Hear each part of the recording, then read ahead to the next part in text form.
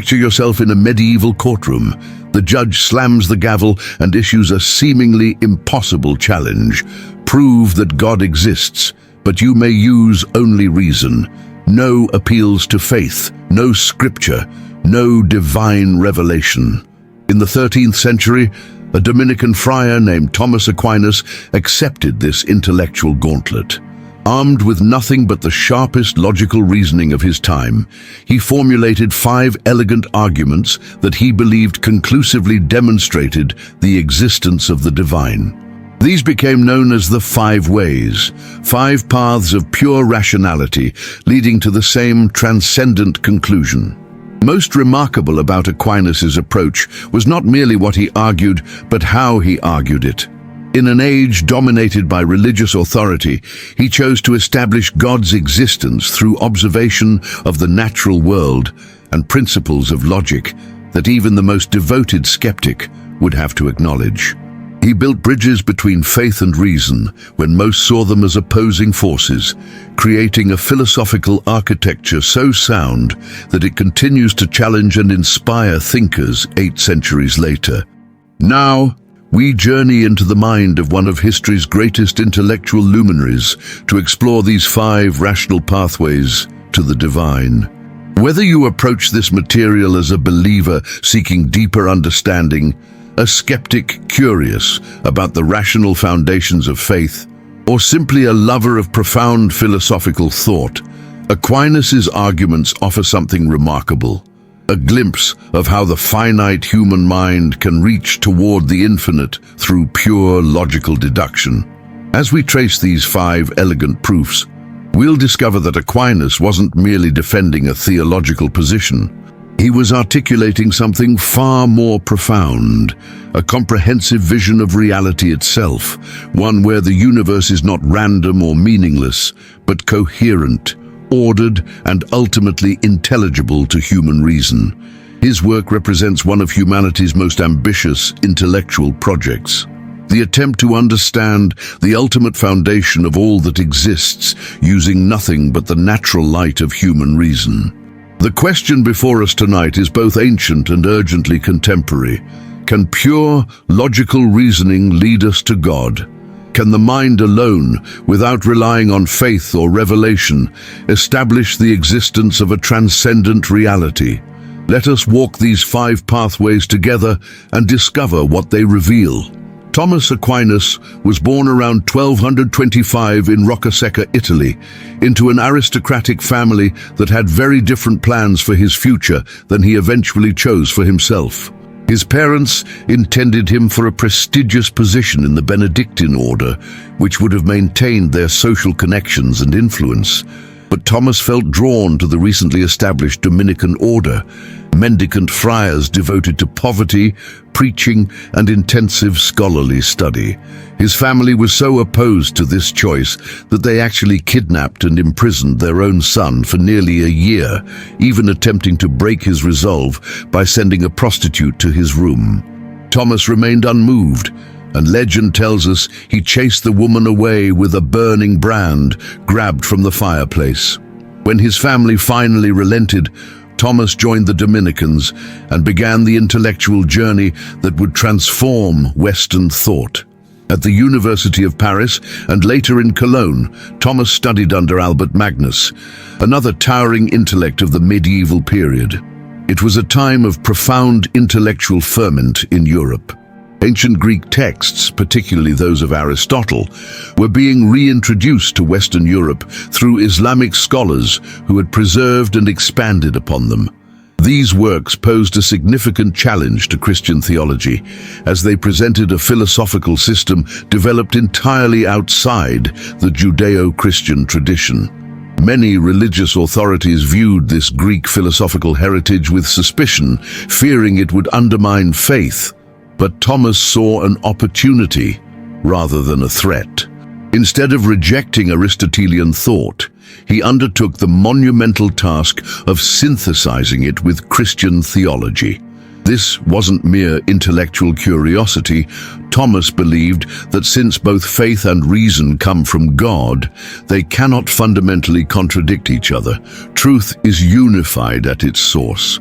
This conviction led to his masterwork, the Summa Theologica, a vast synthesis of philosophy and theology that addressed virtually every significant question about God, humanity, ethics, and the cosmos. Within this massive intellectual edifice, Thomas presented his 5 ways to prove God's existence, 5 arguments that begin from simple observations about the world around us and proceed through rigorous logical steps to establish the necessity of a divine being. What makes these arguments so remarkable is their starting point. Thomas doesn't begin with religious premises or mystical experiences. Instead, he starts with observations that would be accepted by anyone, believer or not. Things move, things exist, things could potentially not exist, things exhibit greater and lesser degrees of qualities, and nature operates according to consistent patterns. From these humble beginnings, his reasoning ascends to the divine through pure logical deduction. Thomas died in 1274 at age 49, leaving his Summa Theologica unfinished. According to accounts, he experienced a profound mystical vision during Mass on December 6, 1273, after which he declared, "All that I have written seems like straw compared to what has now been revealed to me." He never wrote another word of philosophy or theology. The man who had deployed reason so masterfully to approach God had, in the end, encountered something that transcended even his formidable rational faculties. Imagine standing by a perfectly still lake at dawn. The surface mirrors the sky with perfect clarity, until suddenly a stone falls into the water. Ripples spread outward in concentric circles.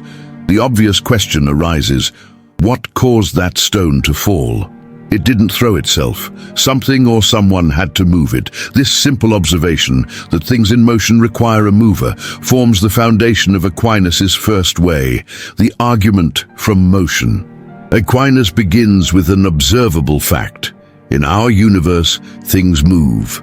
By movement, Thomas means any kind of change, not just physical displacement, but also qualitative changes like heating and cooling, or even the transition from potential to actual. A seed becomes a tree, water turns to ice, a child grows into an adult. These changes surround us constantly, and each one requires explanation. Drawing on Aristotle's physics, Aquinas notes that nothing can move itself from potentiality to actuality. A potentially hot cup of water cannot make itself actually hot. Something already hot, like a flame, must act upon it. Whatever is moved must be moved by something else already in actuality. This creates a causal sequence. A moves B, which moves C, and so on. But here Aquinas introduces a crucial insight. This chain of movers cannot extend infinitely into the past. If there were no first mover, if the chain of movement extended backward infinitely, then movement itself would be impossible. Think of a train with infinite cars but no engine. Without that first push, no movement ever begins. Since we observe movement, there must logically be a first mover, something that moves others without being moved itself. This unmoved mover cannot be physical, since all physical things are subject to change and motion. It must be immaterial, eternal, and entirely actual, without any potentiality. It must exist necessarily, rather than contingently.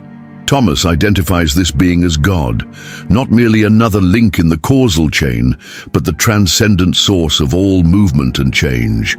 Modern physics might object that objects in motion tend to stay in motion without a continuous mover, Newton's first law. But this misses Aquinas' deeper point. He's not asking what keeps things moving, but what initiated movement in the first place.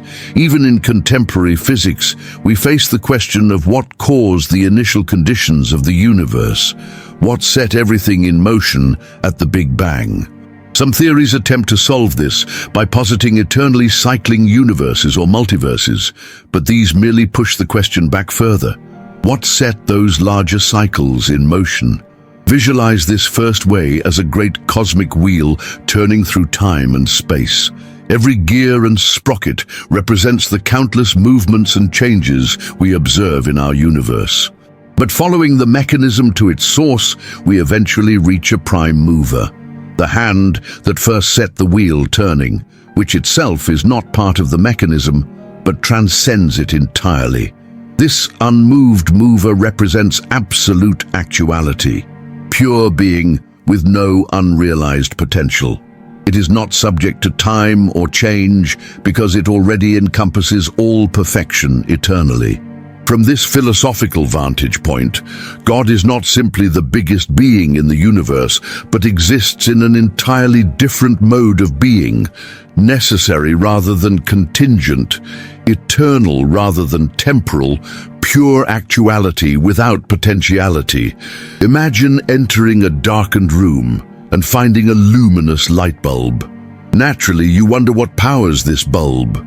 Following the cord, you discover it's connected to the electrical grid, which in turn is powered by a generating station, which derives its energy from burning coal, which stores energy from ancient sunlight, and so on. But this raises a profound question. At some point, mustn't there be a primary source of power, something that doesn't receive its energy from elsewhere, but generates it from within? This is the essence of Aquinas' second way, the argument from efficient causality. It begins with another observable fact. In our world, nothing is the cause of itself. Everything that exists has been brought into being by something else. Trees grow from seeds, children are born from parents, rain falls from clouds. Each effect requires a prior cause. Aquinas observed that this creates a series of causes and effects stretching backward in time. But just as with motion, this causal chain cannot extend infinitely. If there were no first cause, if the chain of causation stretched backward forever, then nothing would exist now. Think of it as attempting to borrow a book that everyone in an infinite line of people needs to borrow from the person before them.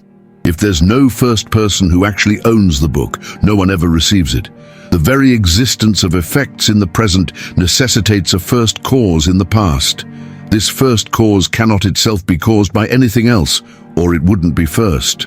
It must be self-existent, deriving its being from itself rather than receiving it from another. It must exist necessarily rather than contingently. Thomas identifies this ultimate cause as God, the uncaused cause that initiates the entire causal sequence of the universe.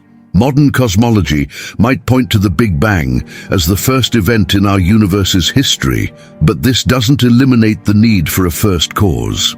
The question remains, what caused the Big Bang itself? What set the initial conditions?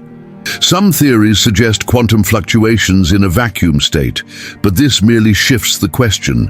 What caused the quantum vacuum and the laws governing it? Others propose an eternal universe or multiverse, but these models still require explanation for why these eternal processes exist at all rather than nothing. At its core, the second way asks the most fundamental question possible. Why is there something rather than nothing? What accounts for the very existence of reality? Any physical cause we identify will itself require explanation, leading either to an infinite regress, which Aquinas argues is impossible, or to a transcendent first cause that contains the reason for its existence within itself. This first cause would possess what philosophers call aseity, self-existence or being from itself. Unlike everything we observe in the universe, which receives its existence from outside itself, this being would exist necessarily, without dependence on anything else. Its essence would be identical with its existence. It would be being itself, rather than merely a being among others. Consider the nature of everything around you. From the device you're using to watch this video, to the chair you're sitting in, even to your own body. All these things share a common trait. They need not exist. They are contingent beings. Your chair could have never been built. The materials composing your device could have remained in the earth. You yourself might never have been born had your parents never met. Everything we observe has this quality of contingency. It depends on other factors for its existence, and it could potentially not exist.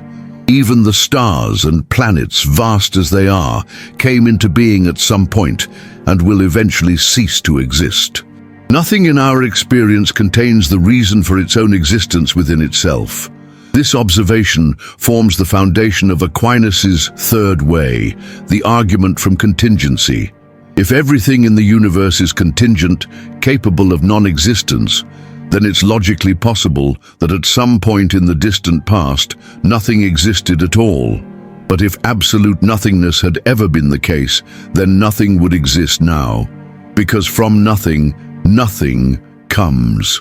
Since things obviously do exist, there must be at least one non-contingent being, something that exists necessarily, without the possibility of non-existence. This necessary being cannot depend on anything else for its existence. Otherwise, it would be contingent. It must be eternal, because if it came into existence, something would have had to cause it. It must be immutable, because any change would imply potentiality, which would make its existence dependent rather than necessary. Thomas identifies this necessary being as God, the foundation of all reality, whose existence is not received from another, but is essential to its very nature. Imagine reality as a vast mobile hanging from the ceiling. Each piece, representing a contingent being, is suspended from another. The entire structure hangs in perfect balance, but nothing in the mobile supports itself. Each piece depends on others. Ultimately, the entire mobile must be suspended from a hook in the ceiling, something outside the system that supports everything else.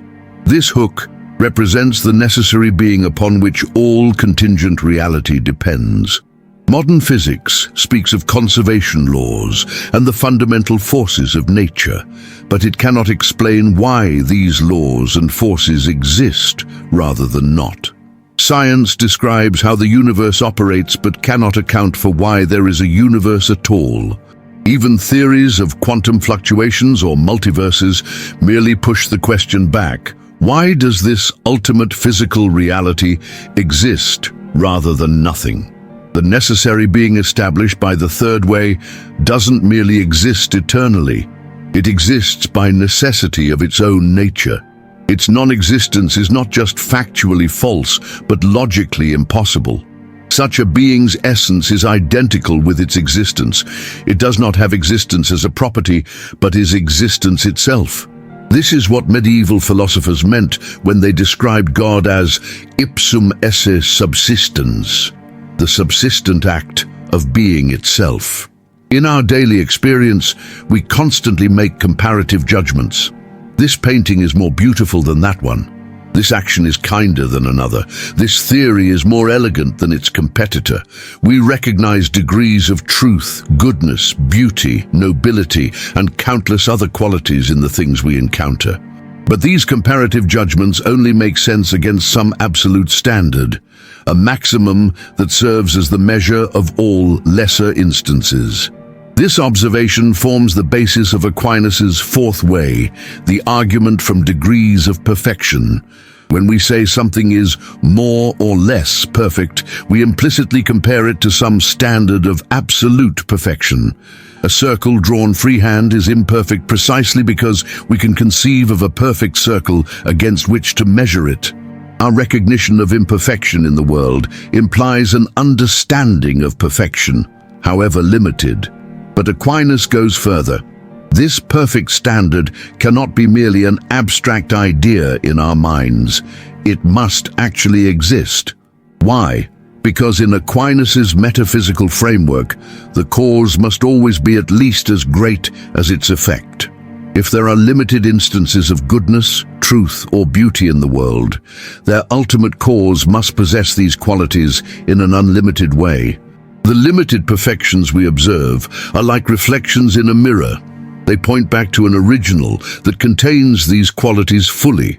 This maximum of all perfections, this being that possesses truth, goodness, beauty, and all positive qualities to an infinite degree, Thomas identifies as God, not merely the highest being in a hierarchy of beings, but being itself, the source from which all limited perfections derive their existence. Modern perspectives might question whether our concepts of perfection reflect objective reality rather than subjective preferences.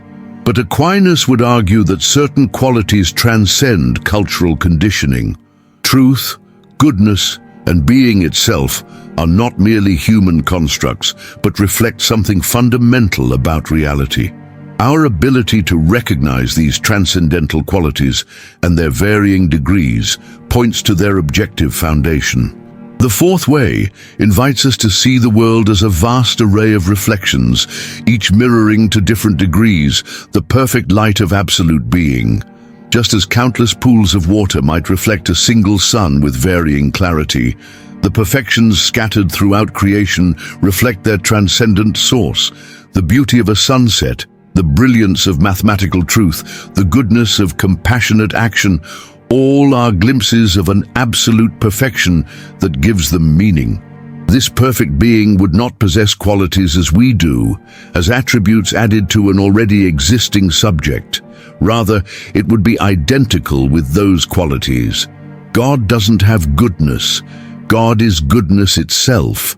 God doesn't possess truth. God is truth itself. This identity of attributes means that in God all perfections converge into absolute simplicity, the pure act of being from which all limited instances of perfection derive.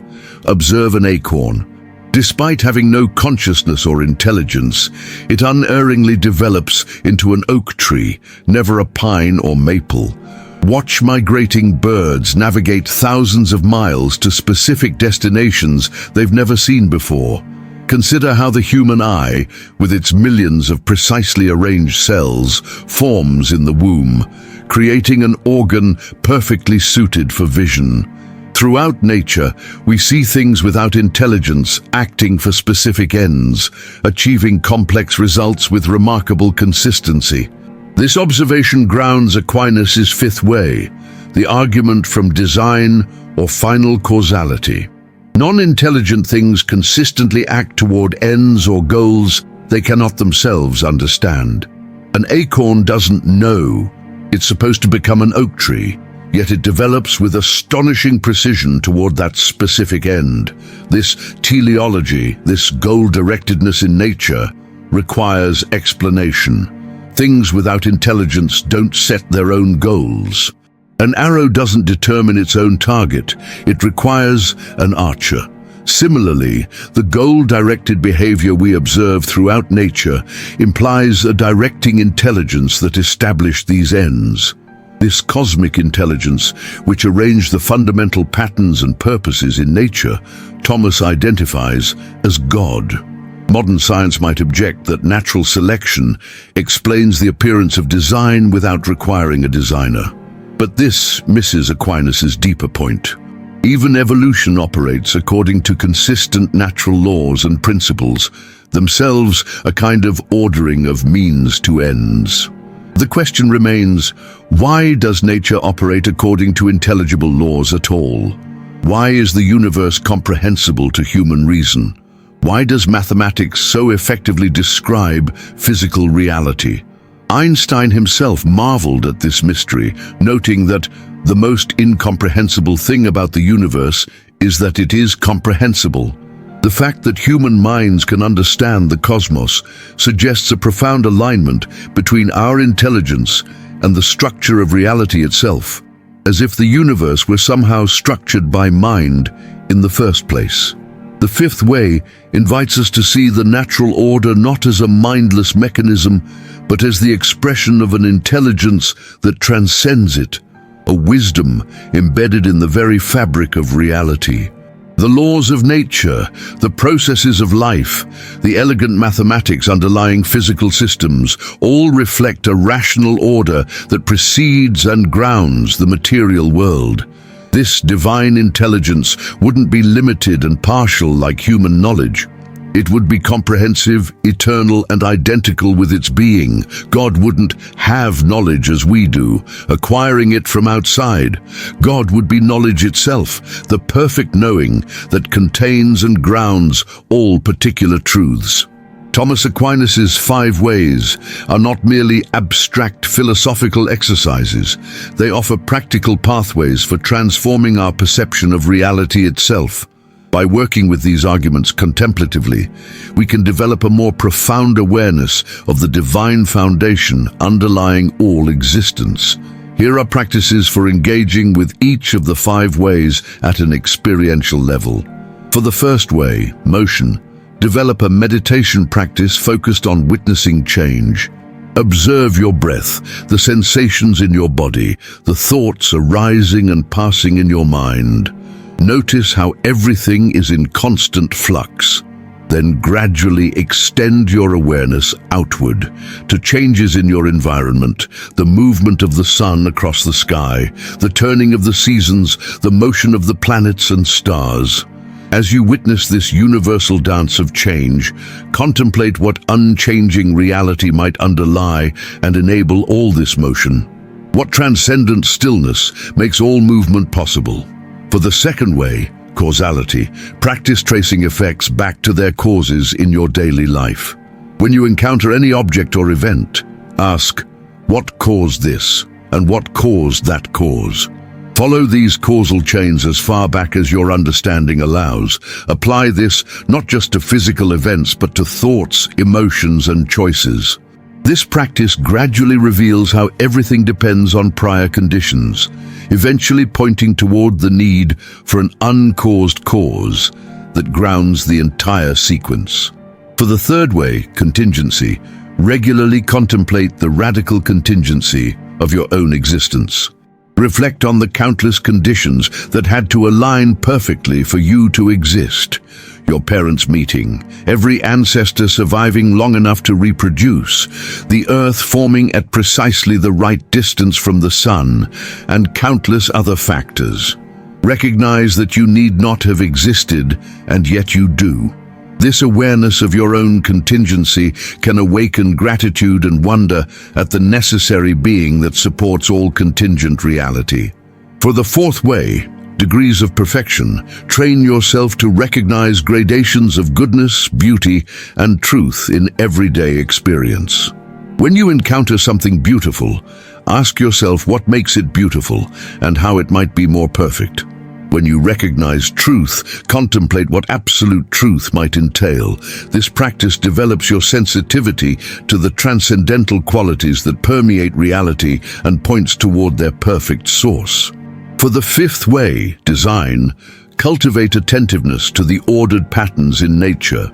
Observe the intricate structure of plants, the mathematical precision of crystals, the complex behaviors of animals, the elegant laws governing physical systems. Consider how these patterns reflect an underlying intelligence. This practice develops what the medieval world called reading the book of nature, perceiving the divine wisdom expressed in creation. Beyond these specific practices, Aquinas's arguments invite us to develop a contemplative habit of mind, one that looks beyond surface appearances to the deeper metaphysical realities they reveal. This isn't merely intellectual curiosity, but a spiritual discipline that gradually transforms our perception of everyday reality, revealing the divine presence, sustaining every moment of existence. Through sustained engagement with these philosophical pathways, we begin to perceive what mystics across traditions have experienced directly, that the world is not a collection of isolated objects, but a unified whole, grounded in and sustained by transcendent being. We recognize that existence itself is a gift continually bestowed by its source. We discover that the divine is not distant, but intimately present as the very act of being that enables everything to exist at all. The 5 rational pathways Thomas Aquinas illuminated 8 centuries ago continue to invite us on a profound journey of understanding. They represent one of humanity's most ambitious intellectual projects, the attempt to bridge finite human reason with infinite divine reality through the careful application of logical thinking. Whether these arguments ultimately convince depends partly on one's philosophical assumptions. Some modern thinkers reject premises that Aquinas took as self-evident, while others find his reasoning as compelling today as it was in the 13th century. But regardless of one's conclusions, engaging with these arguments expands our intellectual horizons and deepens our appreciation for the profound questions at the heart of human existence. What Aquinas achieved was remarkable. He demonstrated that the question of God's existence isn't merely a matter of blind faith, but belongs properly to the realm of rational inquiry. The divine reality he sought to establish through these proofs isn't the anthropomorphic deity of popular imagination, but something far more profound. Being itself, the necessary foundation of all existence, the unmoved mover that initiates all change while remaining unchanging, the perfect goodness, truth and beauty from which all limited instances derive, and the supreme intelligence whose wisdom is reflected in the order of nature. Perhaps most significantly, Aquinas showed that faith and reason need not be adversaries. His work represents a magnificent synthesis, demonstrating how philosophical inquiry and religious understanding can mutually enrich each other. In our increasingly fragmented intellectual landscape, this integrated vision offers a compelling alternative to both anti-intellectual fideism and reductive materialism. The 5 ways invite us to see reality not as a meaningless collection of physical objects and forces, but as a coherent whole, grounded in transcendent being. They challenge us to look beyond the surface of things to their metaphysical foundations. They remind us that the most profound questions, why is there something rather than nothing? What is the ultimate source of motion and change? What is the foundation of goodness and truth? Remain as vital today as they were 8 centuries ago.